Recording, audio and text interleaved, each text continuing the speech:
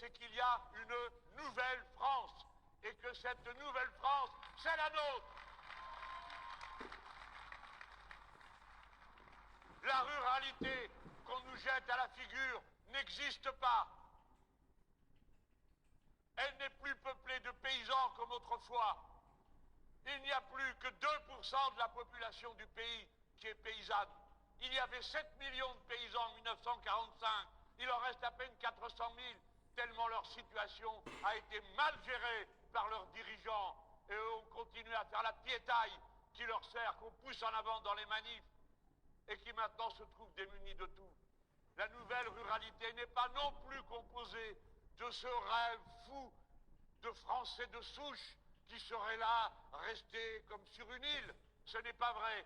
La ruralité est brassée, et pour ceux qui ne le savent pas, arrivent dans la ruralité pour acheter ce qu'on peut y acheter, quand on peut y acheter quelque chose, parce qu'il se trouve que la crise du logement est la première des crises qui atteint la population de la ruralité et la jeune génération.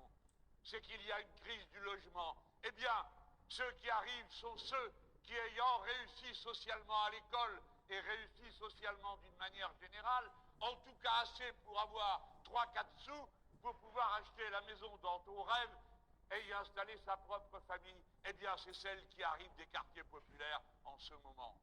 Cessez donc d'imaginer une France du passé qui n'est plus là. Les discours de ce représentant politique sont très dangereux.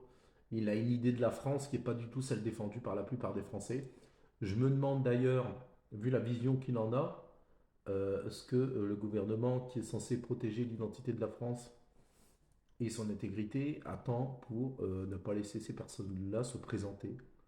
Tu te rends compte de ce qu'il dit, quoi? Alors vous allez me dire, ah, c'est sorti de son contexte. Non, il n'y a pas besoin de contexte, là, c'est très clair. C'est très clair. Il va falloir que les gens ouvrent les yeux. D'ailleurs, je pense que les gens qui votent à gauche habituellement, pour le PS, etc., il va peut-être falloir changer de bord, hein. Parce que là, franchement, quand je vois que la gauche, je votais la gauche moi, hein, il y a très longtemps, je votais la gauche. Quand je vois que le PS a été capable de s'allier avec des énergumènes comme ça, plus jamais, je ne donnerai une voix à la gauche. Plus jamais. Et maintenant, toujours, je voterai RN. Vous ne me ferez pas changer d'avis.